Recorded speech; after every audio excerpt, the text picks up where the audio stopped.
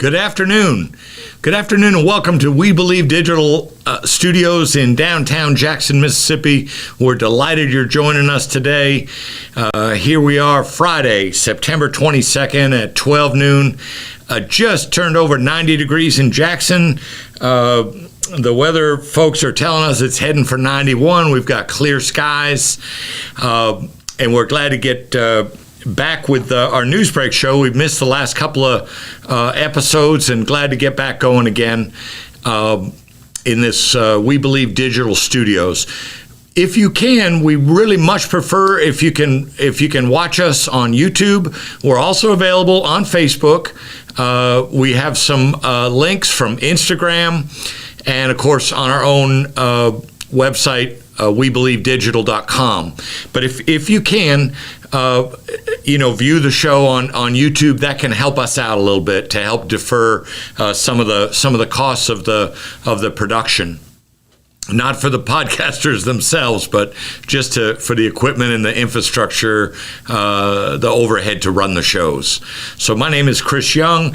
Our call-in number is 1-800-492-5186. So we'll get started with our twice weekly Newsbreak show and start at the town level right here, the city level in Jackson, Mississippi. Rest in peace, Hollis Watkins, a veteran of the civil rights movement, has died, 81 years old, was born in 1941, grew up on a small farm in Chisholm, Mission, and became one of the first young Mississippians to commit to full-time work with SNCC, the Student Nonviolent Coordinating Committee. Watkins also served as a founder and president of the Pike County Nonviolent Direct Action Committee, field secretary for SNCC, and a community organizer in the Mississippi Freedom Summer Project. Man, oh man, ground floor. Hollis Watkins. According to folks over at Mississippi Department of Archives and History, Watkins was known for his use of freedom songs as an inspiration to encourage others to join the movement. He traveled across the state, worked on voter registration campaigns with other civil rights leaders like the one and only Vernon Dahmer. If you don't vote, you don't count. Words from Vernon Dahmer. Hollis Watkins dedicated his entire life to improving the lives of black Mississippians, according to Michael Morris, the new director of the two Mississippi museums. He was heavily involved in the creation of the Mississippi Civil Rights Museum, lending his voice to the museum's central gallery. Museum staff are disheartened to learn of his passing, but his legacy will continue to inspire us. And we bid you farewell, Hollis Watkins. City of Jackson expected to bring in a lot of money this upcoming weekend thanks to the Jackson State's first home football game of the season. How about that? Starting the season with 4 games on the road. So the Visit Jackson folks, Yolanda Claymore saying, looking at an estimate of $3.473 million influx into the economy this weekend. The impact, if you will, of these games. She said morale is at an all-time high. It's going to be an action-packed weekend. She said we have all 3 teams at home. We got Belhaven taking on Greensboro, Millsaps taking on Hendricks, and of course, the W.C. Gordon Classic, Jackson State taking on Bethune-Cookman at the Vet. This is the first home game. And so she know the fans are excited. So I think they say the gates, the police are recommending people start heading for the Vet by 1 or 2 p.m. due to traffic. I think they said the gates open at 4. I know the game is at 6 o'clock. So we'll see you over there. I look forward to seeing you guys over there.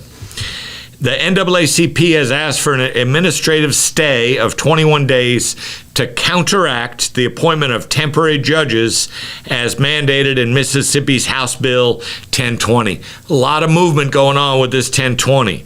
It's not said and done. There's a lot of different arms to it, and also the federal government is asking to join in on the suit. And so that'll bring a different dimension.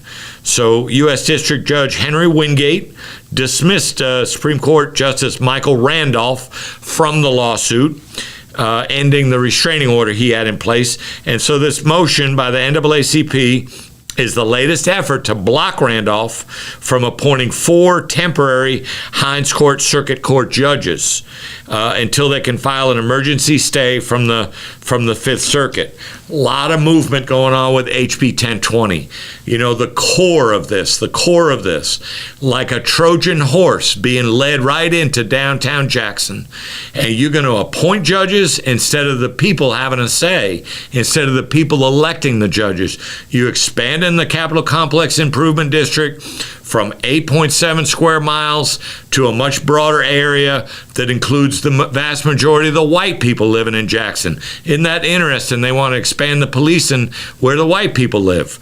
So you know, we got to stay on this. Thank God for the NAACP. People's Advocacy, Jackson Undivided, a wonderful action-oriented organization, and so many others, the MacArthur Legal People, Paloma Wu, all kinds of people suiting up and showing up, doing the work for the people in Jackson. And we want to keep that in mind and always do what we can do, you know, for ourselves. But this is a takeover. This is what this is, and this thing is leading this Trojan horse right into downtown Jackson, take away our rights, take away our autonomy as voters in a predominantly black city by a very pale Chief Justice of the Mississippi Supreme Court. And you know, all those people that came up with these bills, these takeover bills in Jackson, they're all white people. None of them live here. No local people. It's all people from out of the area. So you know they're carrying water for other people. You know how that goes.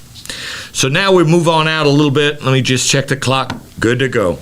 Moving on out a little bit to the broader Mississippi going on. And we remind you every time we come on the air that today is just another day that Republican legislators have elected not to hold hearings on the TANF scandal. If you can even imagine such a thing, upwards of $100 million pilfered, earmarked from the federal government to serve the poorest people in the poorest state in the nation, and these Republican legislators and their appointees jump in there and start sucking that money, siphoning it away like it belongs to them. Taking money out of the hands of poor families, for all we know, taking food right out of people's mouths for their pet projects. So, you know, a volleyball stadium at USM, sending wrestlers to rehab out in Malibu with limousine service back and forth to the airport and first-class air flights. So that's what you use the money for? The governor's $1.3 million fitness boot camps? Come on now, people. So I don't know how not one of these Republican legislators will go to the cameras and say, look, I'm calling for a hearing so we can get to the bottom of this. They're content to keep their mouths shut and just let the legal process stay out, and they feel like that way they have the most cover. You know, so, but we always remind you of that every time we come on the air.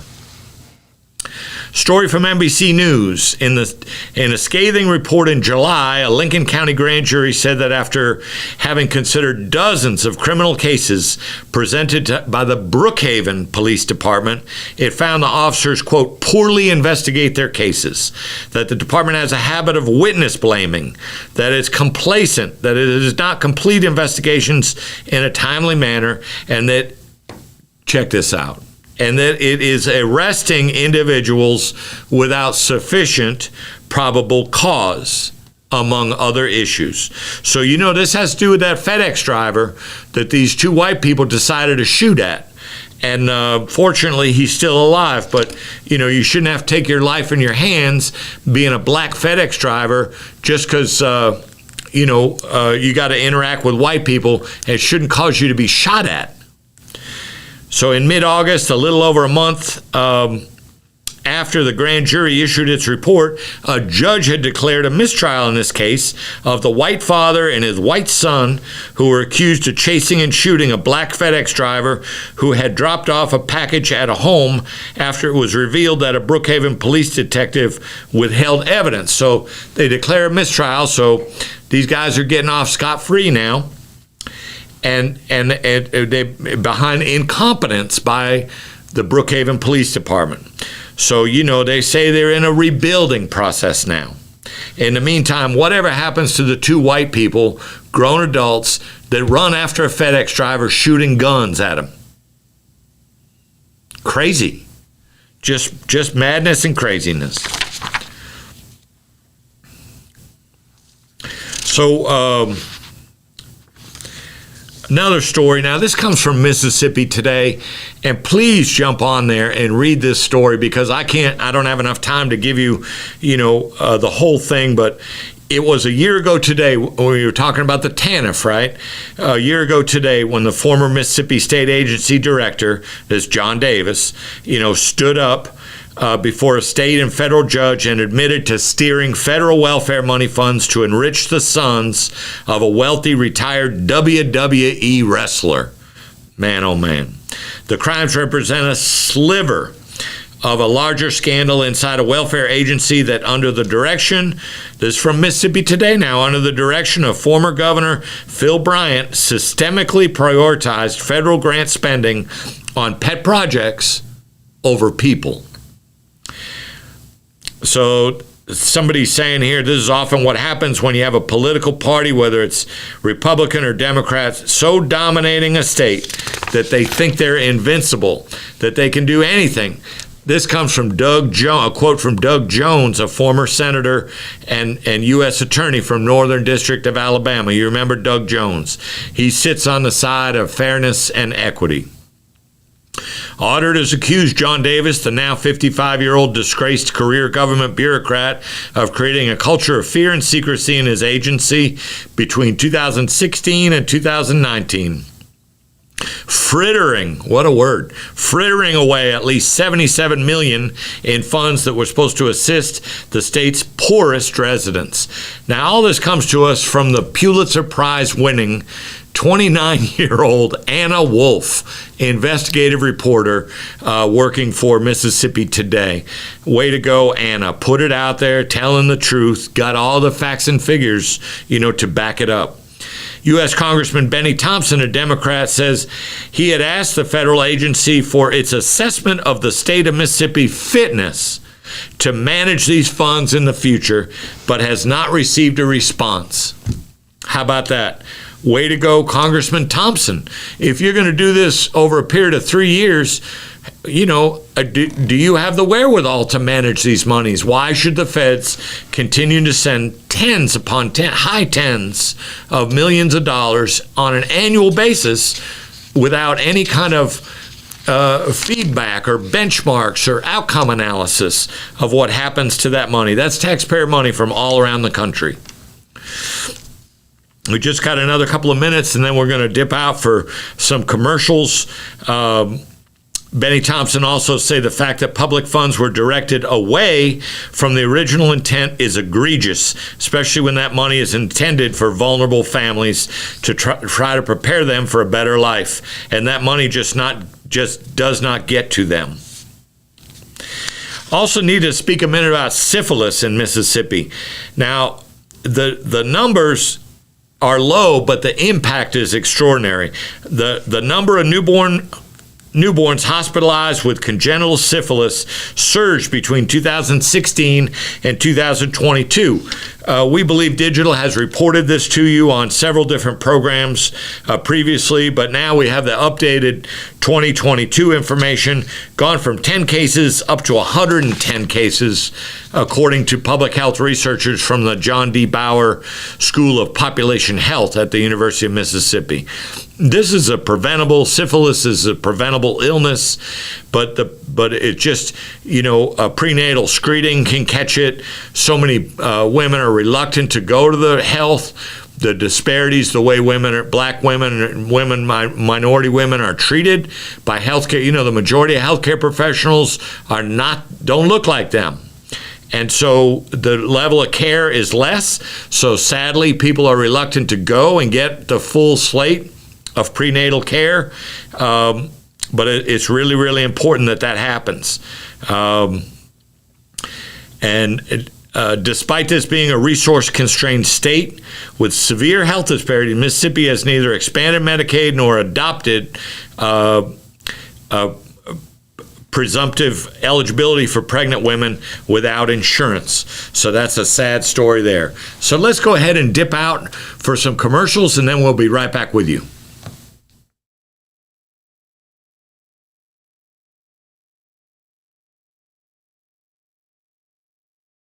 Are you dreaming of becoming an entrepreneur, but you're not sure where or how to start? At Entrepreneurs Academy 101, our online program will guide you step by step on how to start and grow your own business. We offer courses such as how to write a business plan, how to create a budget, and so much more. Our online training program is designed for you to learn at your own pace, and there's no set order to complete this program. Because our academy is online, you have the choice to learn with a group, with friends, or individually. Upon completion of the entire curriculum, you will receive a certificate of achievement to acknowledge that you have completed the training needed to become a successful entrepreneur. So enroll today to design the life that you love. Contact your entrepreneur coach, Brenda Myers, at 601-672-0695 or visit our website at www.entrepreneursacademy101.com for more information. Welcome back to We Believe Digital. We Believe Digital started out as a tiny little podcast studio, but we have now added internet radio. Our owners here are really trying to make this a significant black media enterprise, and that's what we're trying to do here in little old Jackson, Mississippi. So we appreciate all the support you can get. If you like what you're hearing, like the shows, subscribe to We Believe Digital. We love to add. We're up over 500 subscribers now. We'd love to see that get to 1,000 as quickly as possible. We're seeing some of our clips show up on Instagram and TikTok and other places with thousands of views, and it's just a beautiful thing. But we need your help to do that. And so do what you can. Share us with a friend.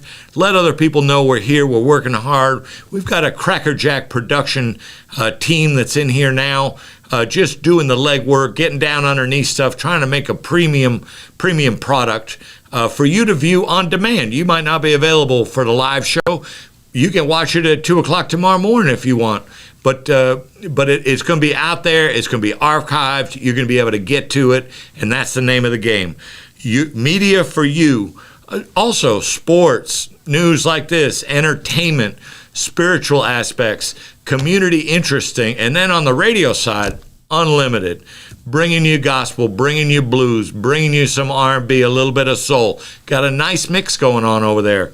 So We Believe Digital. Go to the website, click on the radio tab, and you'll be tuned right in. All right, so let's pick back up where we left off in Mississippi with these stories.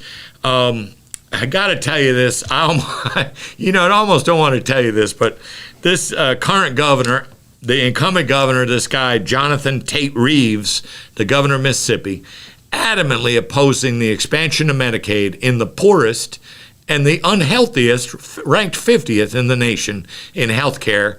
And they adamantly resist. You don't have to look too hard to figure out why they do that kind of stuff, but we suffer. People suffer because of this political nonsense and this racist nonsense. And so all of a sudden, what do we got, 49 days or something till the elections, and all of a sudden, after vehemently opposing Medicaid, he said he's going to find a way to do sweeping Medicaid reimbursement reforms.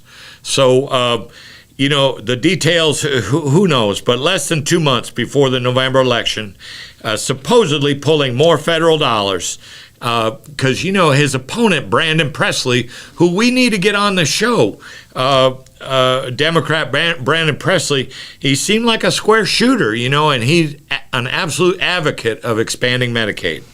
So we'll see what happens with Reeves's plan there. Supposedly, under the plan, the hospitals would have to pay for an increase in what they call bed taxes, but this would allow more federal dollars to be drawn down for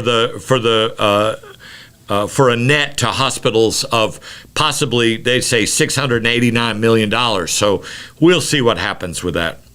And in the middle of all that happening, we got to find ways to increase the quality and the access to health care in Mississippi.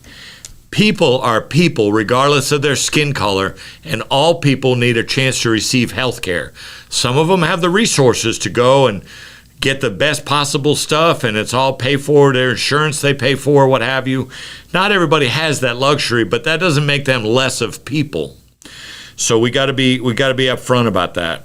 He said his plan also includes a measure to allow speedier prior insurance authorization of drugs, a measure lawmakers had passed this year, but Reeves had vetoed. So he's changing heart now, less than 2 months from the election, because he sees the impact that his challenger is having. A hand-in-hand story with that, the longtime head of the Mississippi Hospital Association was fired by the board of directors just a couple days ago. In fact, today is his last day. This guy named Tim Moore, he's been the longtime head of the Mississippi Hospital Association, a decade. He confirmed that he was fired, and once again, that's politics. Now, he was the head of a hospital association, and he advocated for Medicaid expansion. And they don't want that. The governor and the lieutenant governor and the speaker of the House, they fight against stuff like that. They tell you one thing, but they fight against stuff like that. So now, I forget who I grabbed this story from. It could have been Mississippi Today. Yes, it was Mississippi Today. So the board made a decision to get rid of him.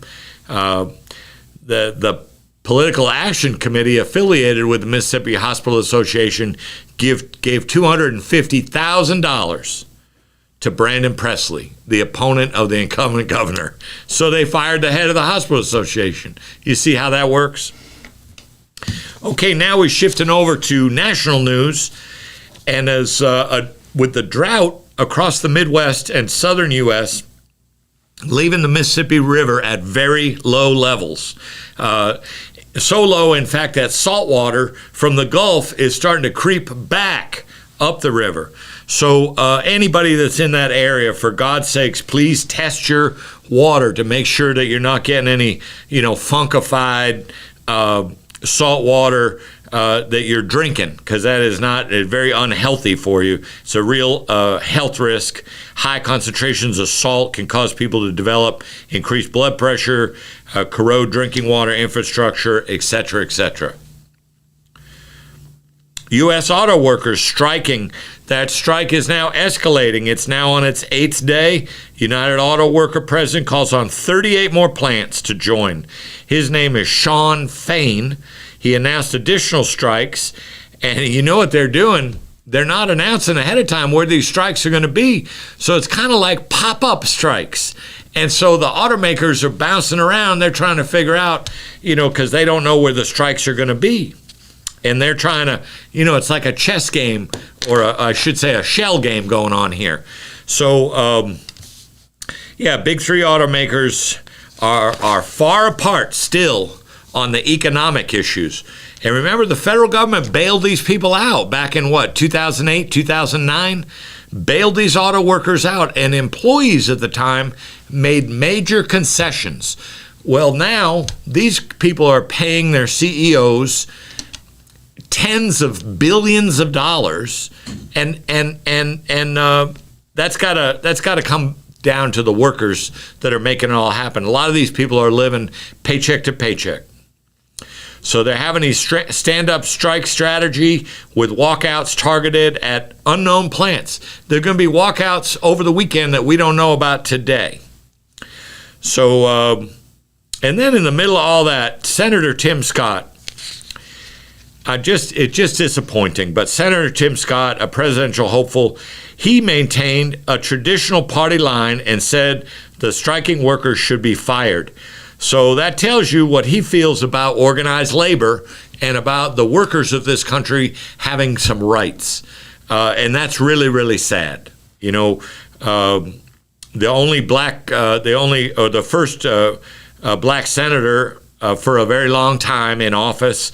You always want to see him succeed and do well, but when you're turning on organized labor, you really tell people what you're really made of at that point. You got progressive Democrats coming out, really supporting the strikes and so forth. Okay, for the second time in 6 years, New Jersey Senator Bob Menendez, indicted on federal bribery charges by the Justice Department. The indictment alleged that Menendez and his wife Nadine received hundreds of thousands of dollars in bribes and used the senator's influence to enrich several businessmen from New Jersey as well as the Egyptian government. Menendez received cash, gold bars, payments toward a home mortgage, compensation for low or no-show job, a luxury vehicle, other items. It must be intoxicating, the amount of power up there, you know. But, and here the Justice Department is, and then you hear people on the other side talk about, we need to defund those organizations. No, we don't. They're doing their job. Let them do their job. That's twice in 6 years. He got off on a mistrial the first time. Doesn't look likely this time. He also provided sensitive government information and pressured an official at the Agriculture Department for the purpose of protecting Egyptian-American businessman Wael Hanna and the government of Egypt. He interfered with investigation undertaken by the Jersey Attorney General into Jersey businessman Jose Uribe. That's what the indictment read. So Bob Menendez, sad, sad, sad. And as this government, Republican stalemate over government funding, at the end of the month, the government is really on a pace right now to be shut down if there's not intervention. And that affects all people. But there's 2 freshman GOP House members, just got to tell you about that in our remaining couple of minutes here. They opened the door Thursday to end running their party's leadership and working with the Democrats to fund the government. Representatives Mark Molinaro and Mike Lawler are 2 New York Republicans, represent the Hudson Valley area that voted for President Biden, say they're willing to consider what they call a discharge petition to force votes on short-term funding bill, doing whatever they can do to keep the government from shutting down. So how about that? And Anthony Nesty, do you remember that name? Anthony Nesty, an Olympian. He made history Thursday when he was picked to lead the U.S. men's swimming team in Paris, where he will become the first black head coach for the powerhouse American squad of the Olympics. We always been strong in that sport, and now we got a black man in charge. Nesty's selection was announced by USA Swimming, which also appointed Todd DeSorbo to head the women's squad next summer. Nesty, the University of Florida coach, works with top American swimmers like Katie Ledecky, Caleb Dressel, and Bobby Fink. He's excited, he's excited for the job, etc. He had competed for Suriname and was the first black male swimmer to win an Olympic gold medal when he upset Matt Biondi at the 1988 Seoul Games. So here we are in 2022. He became the first black coach to lead a U.S. team at the World Championships. Now he's going to be leading men's swimming for the Olympics. So man, oh man. We got just one more minute here, so let me just share with you. We've all heard about this Live Golf and the Saudis. Well, there's a story out today in The Guardian about how MBS, Mohammed bin Salman says he will continue doing what they call sport washing. Crown Prince doesn't care what other people say, and they're going to be invested heavily in football, golf, and other sports. He's projecting that the investment that they're making now can bring in 1.5% addition to the Saudis' gross domestic product. And when you when you live in the billions and trillions, 1.5% become a lot of money. So he's after the Benjamins, whatever money they use over there. Yeah, he's after the Benjamins too, right?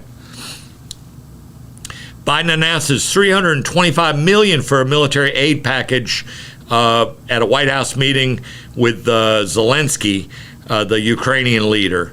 They had the Congress gathering up there, General Assembly, and all that.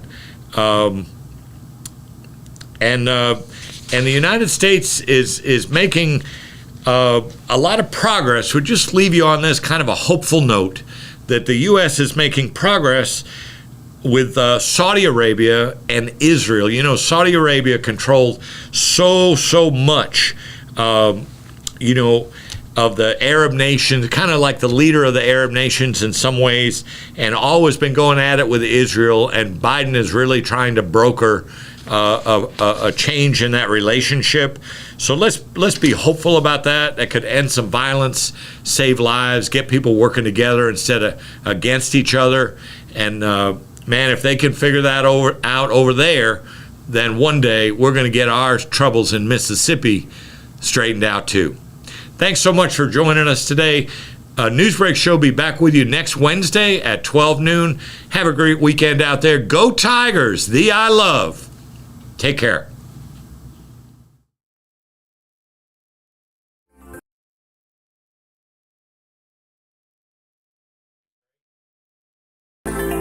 Looking for the hottest content in the city of Jackson and surrounding areas? Check out WeBelieveDigital.com. Also follow us on Facebook, Instagram, TikTok, and YouTube.